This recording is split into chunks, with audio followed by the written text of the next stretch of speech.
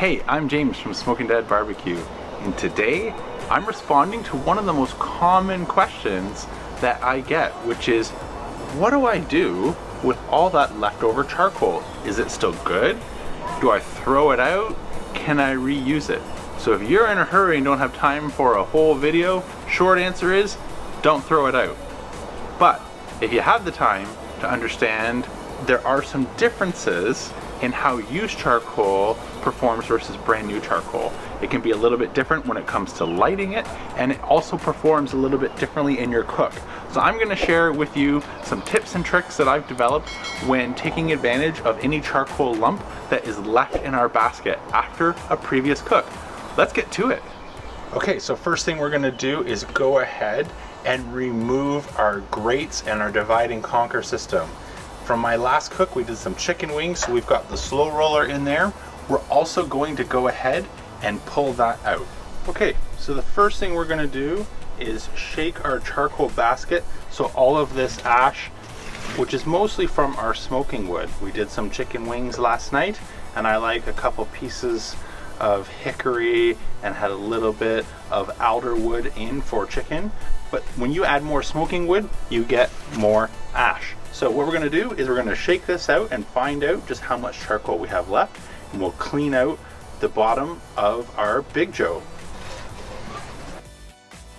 Okay, so for you keen-eye observers, you might have noticed there was something missing in the bottom of our Kamado Joe, and that's the bottom half of the ash collection tool, which has those fins that direct the charcoal into our charcoal collection tool. I really like this setup. It's very innovative, but it catches about 99% of the charcoal that falls down. That 1% though, I found over time starts to pile up underneath those wings. And since it sits under our fire ring and our firebox, the only way to clean it is to take everything out. And so I don't mind spending a few more minutes using a glove and a hand to scoop all of that ash out every time, since it extends the amount of time that I need to even think about a deep clean. When do I need a deep clean? Well, I'll put a link down below to my top 5 tips and tricks on maintaining your Kamado Joe, but the Coles Note version is, if you start to have a hard time getting up to temperature, it likely means you're suffering from an airflow issue, which could be from ash accumulating over time. Like I said, I'll put a link down below. If you have that issue, it'll walk you through how to fix that, as well as 4 other things that are very common and frequent in terms of maintenance of owning a Kamado Joe. Anyways, enough about our charcoal collection tool. Let's get back to our topic at hand, which is used charcoal and the tips and tricks to take advantage of it. So let's go ahead and put everything back, and we'll get into our tips and tricks. All right, so first, let's install our charcoal basket back into our Big Joe. And what I'm gonna do for today's video is I'm going to show 3 different scenarios. One, where we are lighting just used charcoal. Number 2 is if we are lighting mixed charcoal, some used with some new, and 3rd, some brand new charcoal. We'll walk through some of the differences in terms of lighting as well as performance for each of those 3. So let's go ahead and start to make our piles.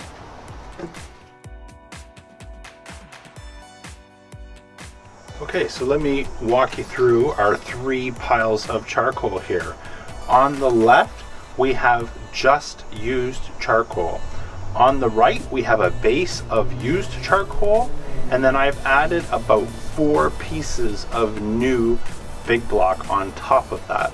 And on the back, we have our pile of brand new charcoal. So let's go ahead and we'll add a fire starter to each one of these, and I'll point out some of the differences that you might have experienced when trying to light used charcoal, a mixed pile of lump, or some brand new lump. Okay, to keep things consistent, I'll be using a Kamado Joe fire starter in each of our 3 piles. Okay, so we've got our Kamado Joe fire starters nestled in to each of our 3 piles. Let's go ahead and fire it up.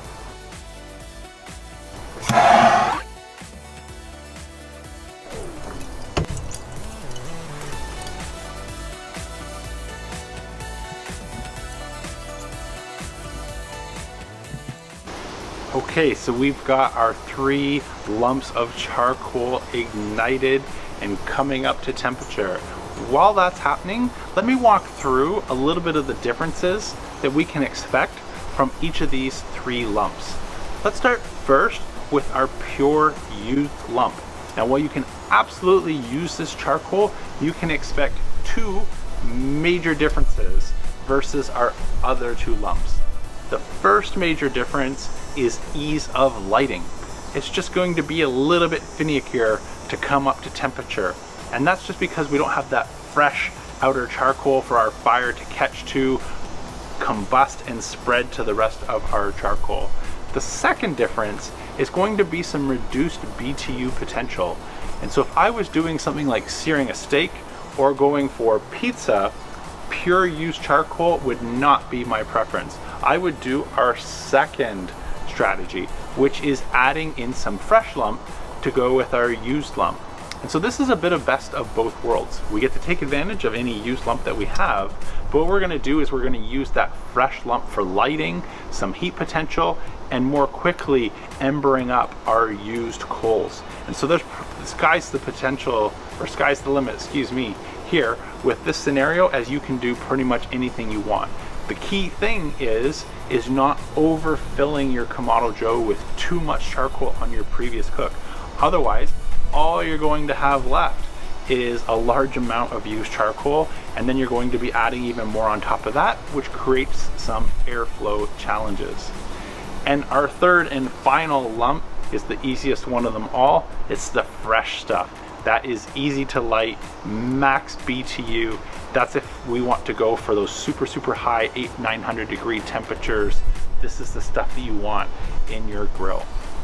So let's come a little bit closer once these 3 fire cubes have extinguished, and I'll show you what our coal bed looks like on the used charcoal, the mixed charcoal, and our brand new stuff. All right, our 3 lump beds have embered up.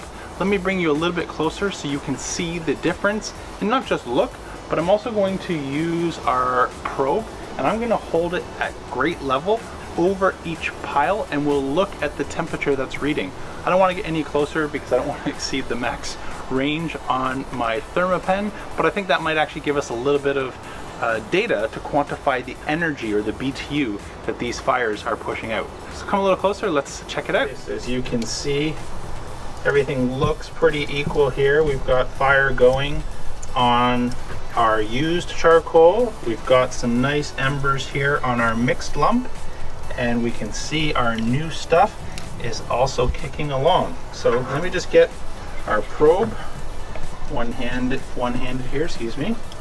And what I'll try and do is hold it in a way over each lump so you can see what it's reading. So I'm seeing 104 degrees and 119, 125, 126, 128, 27, 128 degrees right over the used lump. Let's move to the mixed lump. So I am directly over the mixed lump, and I am seeing 178, 80 climbing. Okay, about 185 degrees or so on our mixed lump. Sorry, I have to switch hands to do the last one. And so let's go over the, I can't even get my hand, that's too hot. I need gloves. Hang on, let's do this. Okay, as you can see, I had to switch to a glove as my hand over these 2 fires was plenty hot.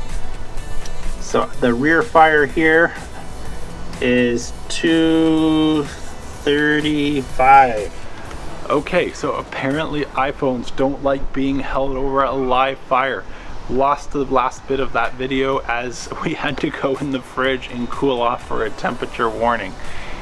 Anyways, where we left off is you could clearly see all 3 fires were up and running. We were getting heat out of each of the 3 little lumps that we had going, but there was a temperature difference, almost about 30 degrees or so between each one. Our coolest was just the used lump, where, as I mentioned earlier, it will light a little bit slower and burn well, but it doesn't have the same high heat potential that it did when it was brand new.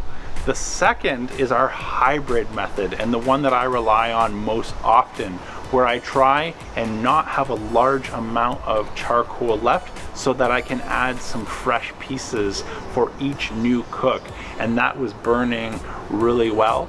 And then the hottest fire, as you would expect, is our fresh stuff, where we have nothing else but brand new charcoal, and that's where we're gonna get maximum BTU. Now, I very seldomly have a grill with absolutely nothing left, but if I know the next day I'm going to do something like pizza, I try and plan my cook where I don't have a lot of leftover charcoal, so I get maximum benefit of any new pieces that we add. So I hope this answered your question about what do we do with that leftover charcoal? Do we throw it out and start fresh every time? Absolutely not. It's still great, and you can cook some amazing meals with that used lump. Just take a little bit longer to come up to temperature, and you won't get the high heat, searing potential that you do with fresh charcoal. But absolutely don't throw it away. I also hope you like the hybrid approach that I use most often, which is trying to manage our charcoal down to not much left in the basket, so we get full benefit of any brand new pieces that we add. Anyways, as I mentioned at the beginning, this was a video that I did in response to your questions. If there's something else on your mind you'd like to see me answer, I can either do that in the comments or through a video like this. Please go ahead and comment below.